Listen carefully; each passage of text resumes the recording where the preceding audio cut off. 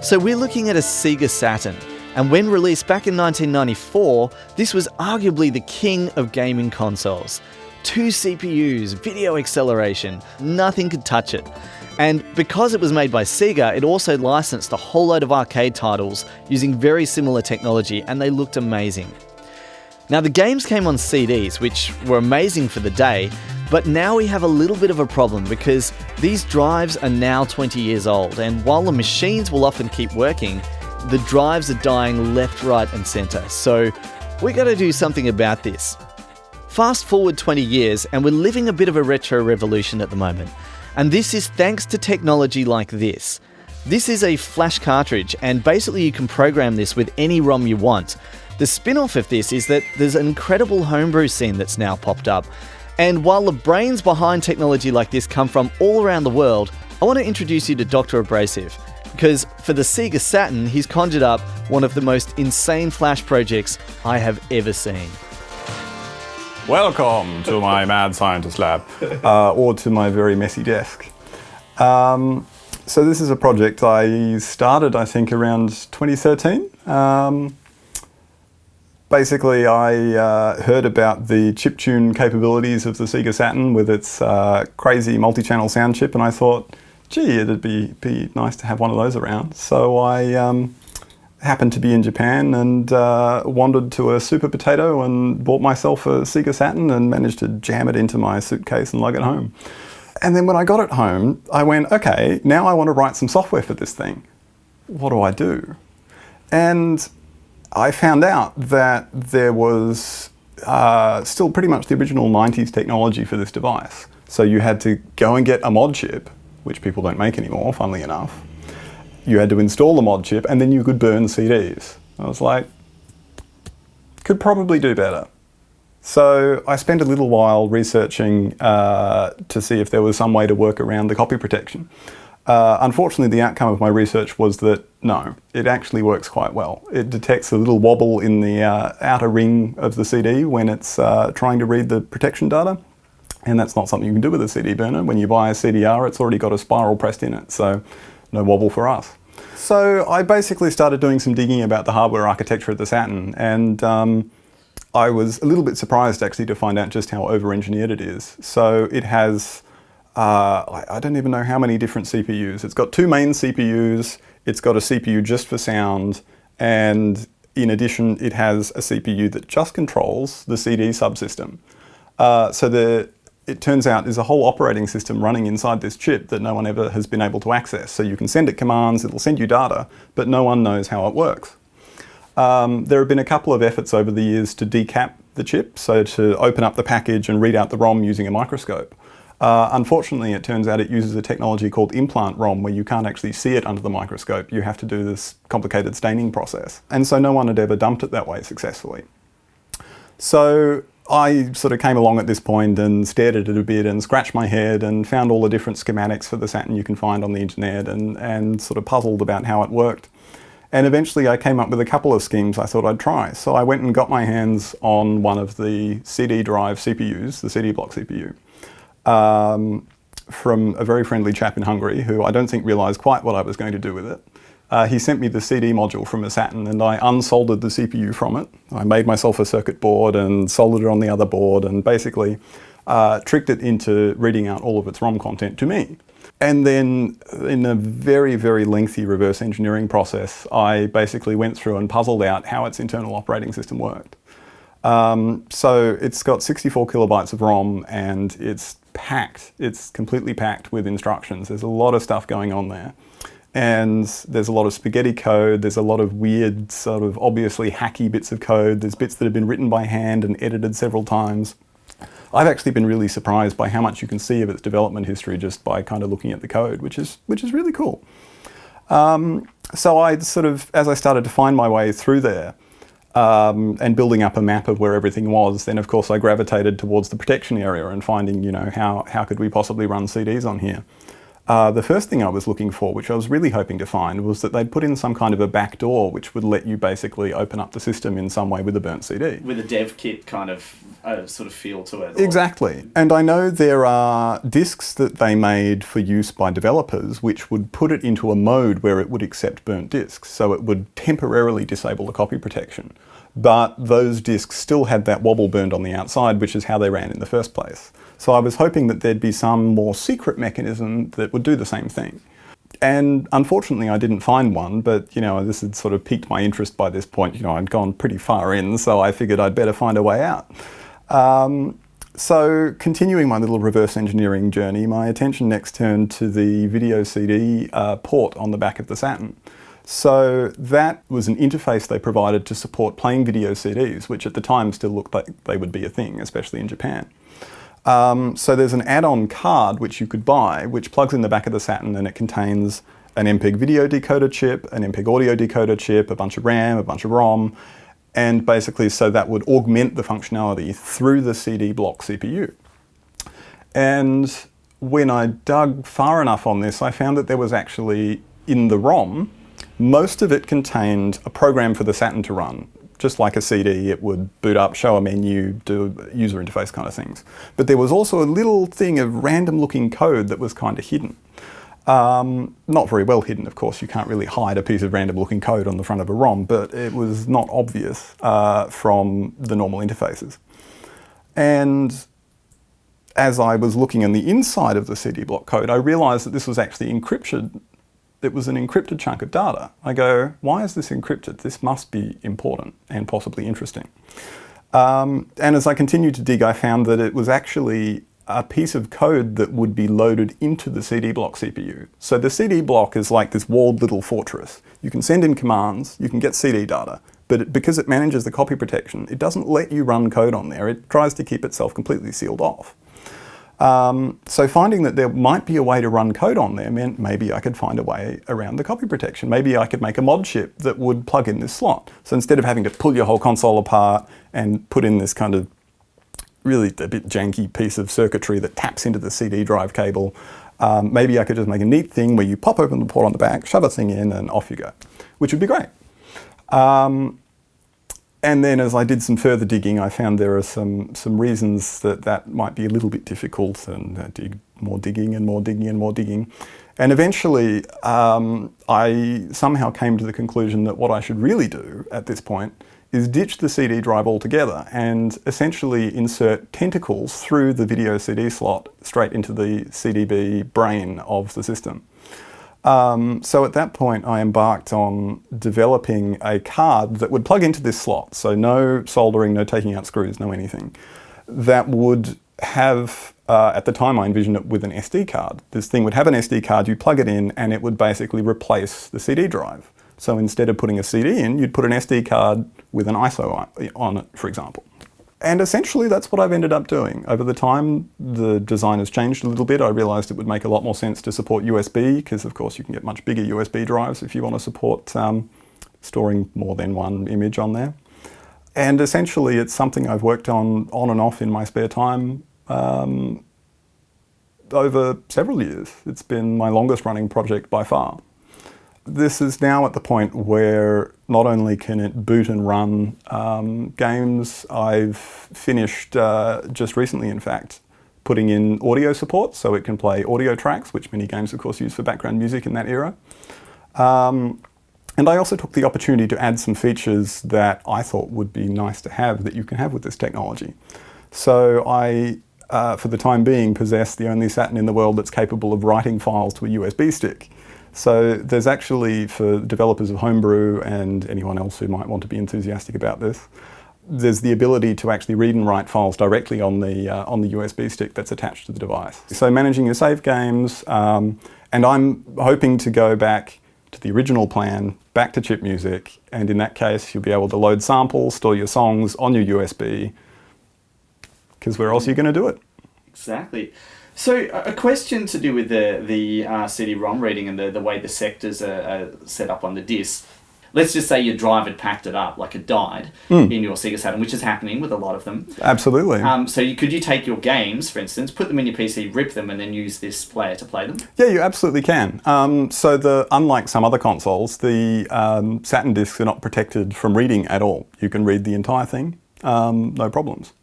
I know there are a lot of machines like mine, for example, where the CD drive is actually dying of old age. I mean, I have to admit, I never imagined that solid-state lasers would die of old age. I thought they were pretty bulletproof.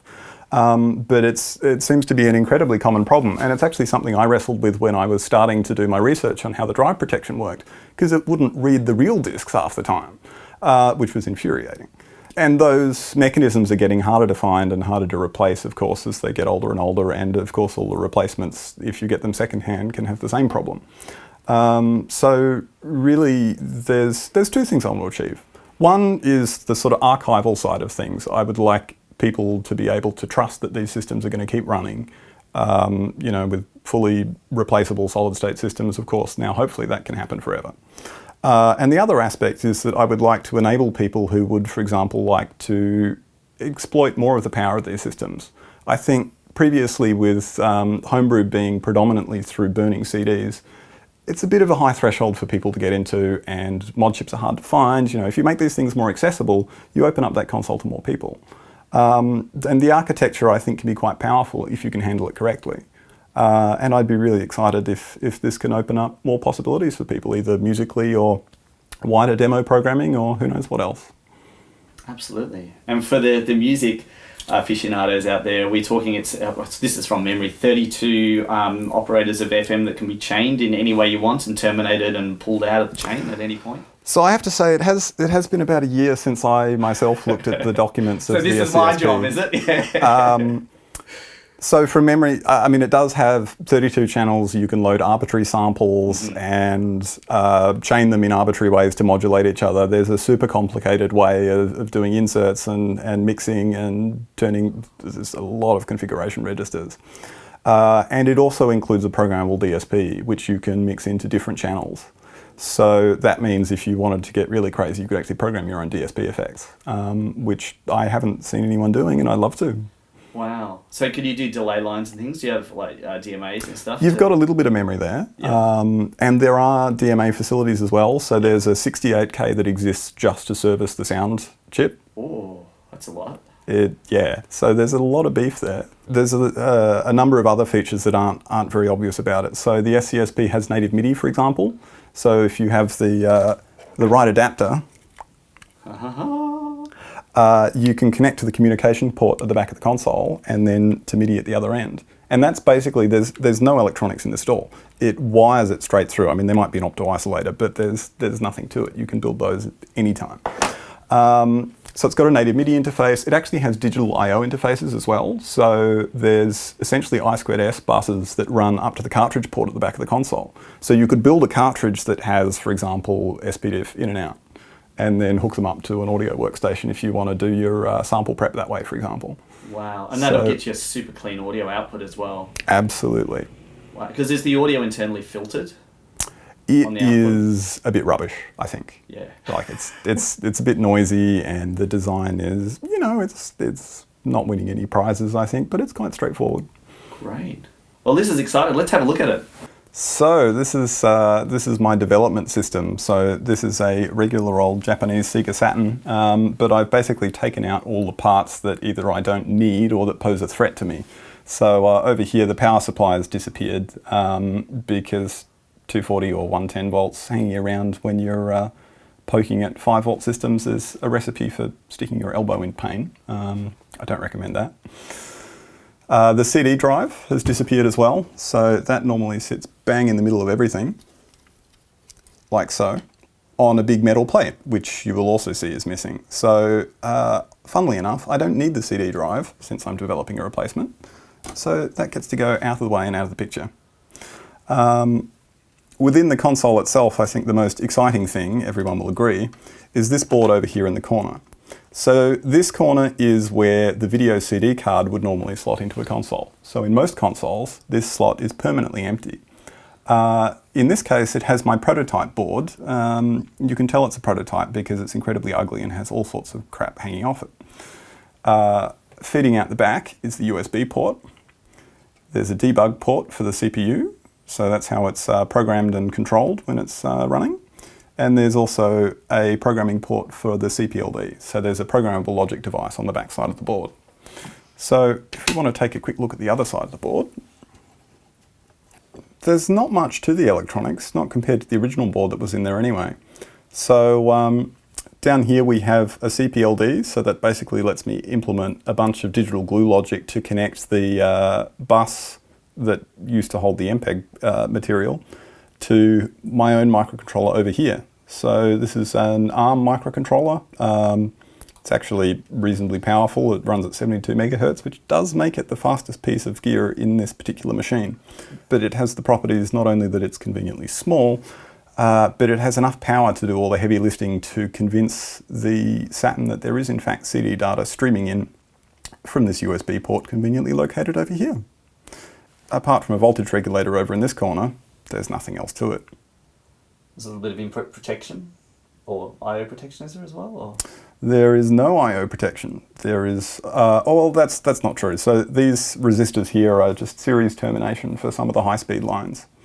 Essentially, they were put in as design insurance. So this is the first revision of the board. This is the one where I came up with the idea and thought, I know, I'll build it like this. And then you can see from the presence of these little coloured wires on the surface that in fact the way I thought it worked is not always the way it actually worked. Luckily, you know, after a bit of experience with these things, you get quite good at patching up your mistakes. And of course, somewhere down the track, I will actually make a new revision of this circuit board and erase all evidence that I ever made any mistakes of any kind at any time. Affectionately known as bodge wires. Exactly. So there's a good collection on this board, but... There's not many. I've seen a much worse layout than that. That's actually really quite nice layout. Did you have any problems with timing and the way you had to change like lengths of your bus or anything like that? Or is this low enough clock speed that it doesn't matter? I had a couple of termination issues early on, so I seem to recall it's probably why this little bodge resistor is there, and I think, oh, that's a bodge cap actually, and there's a bodge cap somewhere on this side as well. Here we go. Yeah. But apart from the termination issues, there's there haven't been any signal integrity issues whatsoever, which has been lovely. Wow. So when you fire it up, take us through it. Alrighty. So the way this is set up at the moment, it takes over the console at the point where it boots into the CD player. So as it's partway through booting into the CD player, it takes over, fades it out, and then brings you to a menu.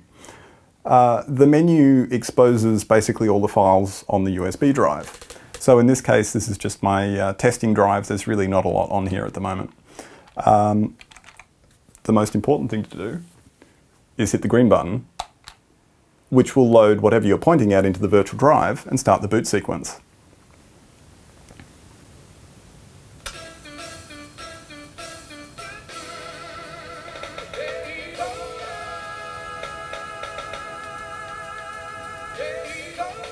Rockin'. How many times have you heard this song?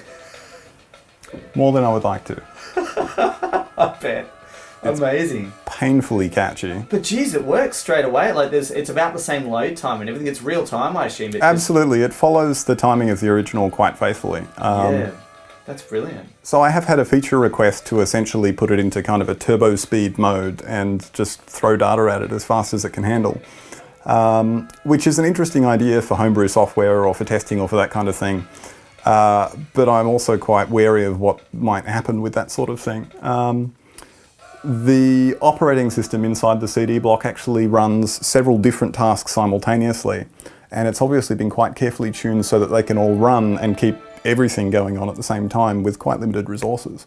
So if you were to try and run it faster, you increase the risk that everything's going to collapse and it's just going to stop. It's the thing with these old systems, because they were never designed to be faster or slower or overclocked or have different components put in them. So the components were very much on edge. They would all just time exactly, and one thing would feed something, you know, just as another expected it, and something. So all the processes were very matched, as far as I understand. Absolutely. So that's something that's proving an obstacle to emulation. So one thing I've been doing with this is that all of the reverse engineering I've done and understanding how it works and pulling it apart, I've shared that with emulation authors, and I've actually been working with a couple to try and help them implement emulating this CD block using the dumped ROM inside their emulator. So this has been difficult for emulator authors in the past because without being able to see the original code, they can't specify how it works. They basically have to try and work out what it's supposed to do based on the publicly available documentation, which is almost nothing. They've done a great job based on what they have. But by actually being able to look under the hood and see how the thing works in the first place, that means they'll actually be able to get cycle accurate emulation. One of the biggest challenges there is actually because it's so timing sensitive. It's trying to stream, data coming off a CD. There's no buffer in between. It has to pick the data up as it comes, and then also get that to the rest of the system. So this is exposing areas where the emulators have never had to deal with this particular piece of detail before. And that's actually quite challenging. There's some sort of fundamental re-architecture that has to go on here for it to support those particular things accurately.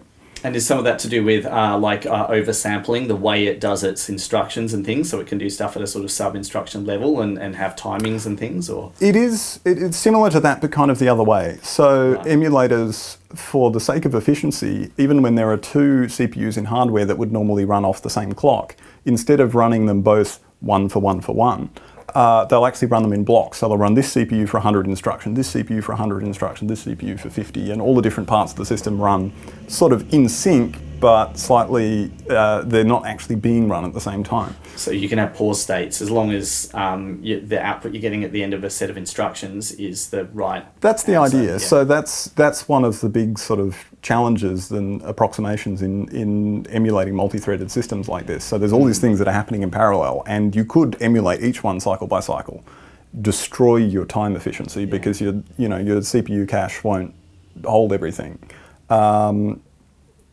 So it's a compromise, and it does diminish accuracy. And it's really about choosing how you make those compromises. So to try and implement this particular bit of emulation, it means going back and changing some of the compromises that were made previously. What's this going to do for the Sega Saturn scene that's out there? So there's a few things. One of the things in the most immediate term is that the information I've gleaned from the reverse engineering efforts is actually now feeding into emulation. So it will improve the fidelity of basically all the CD operations, which have been a black box until now. So that's a nice thing. That's already happening. In the longer term, I want to turn this into a piece of hardware that people will be able to get their hands on. So one of the problems with mod chips at the moment is people don't make them anymore. So I think there are some open source mod chip plans now.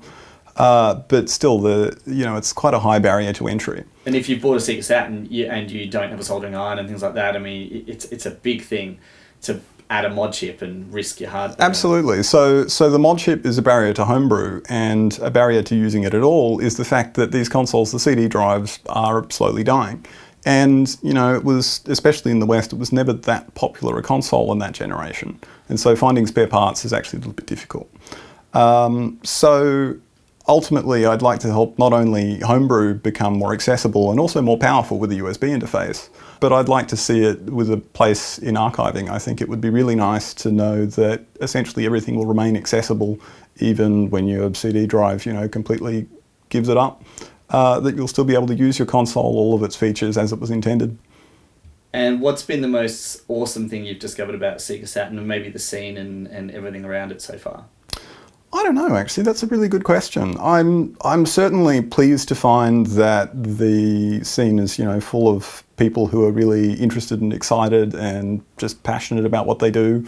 Some of these passions are very specific. Some people go and, collect every ROM dump chip they can find, and, it's a kind of similar role to being a librarian, I guess. You just have that passion for information and for collecting it and, manicuring it, getting good information together, which is really fascinating to see. I think it's really, really lovely that people do these things in their spare time. I couldn't have done this project without standing on the backs of others. So one of the biggest things when I dumped this ROM, so I couldn't have dumped the ROM without schematics that people had published. So there are reverse engineered schematics, there are leaked schematics, but there's just these little fragments of information that people have brought together. And that was the gateway into dumping the ROM in the first place. Then when I dumped the ROM, I had this huge blob of binary that was all this code, and I didn't know where anything was. And just to be able to find my way in and map my way around, I had this map of what all the different CD block commands were that you could ask it to do. And that was documented by emulator authors and published in a wiki. So one of the big emulators, Yaboos, I actually don't know how you pronounce it, but there you go. On their wiki publish all the different CD commands that they know of and what they think they do, and that basically was the first thing I looked for when I got this ROM. I went, okay, somewhere in here is a big table that dispatches all of these commands. And it was like a Rosetta Stone. You go, these commands affect this stuff. And oh look, the code they run is all over here. This other group of commands does these other things. And so it showed me around the ROM and showed me where everything was. So without that, it would have been 10 times, 100 times harder. I don't think I would have gotten there. Eventually, would you love to release some kind of just card that people can purchase? Yeah, so I think at this point, this has been on hiatus for a while. I was finishing my PhD, getting some stuff sorted, and now I've basically decided it's crunch time. I really want to get this to the point where people can actually have it in their hands, they can plug it in, they can use it. So really now it's just a question of what form that's going to take, what features it's going to have. So I want to keep it simple. And it will be firmware upgradable. There will be the opportunity to add some more stuff to it later, but I want something that's simple and reliable. That's how I like my things to work. I'm just going to assume everyone feels the same. Less features, more good.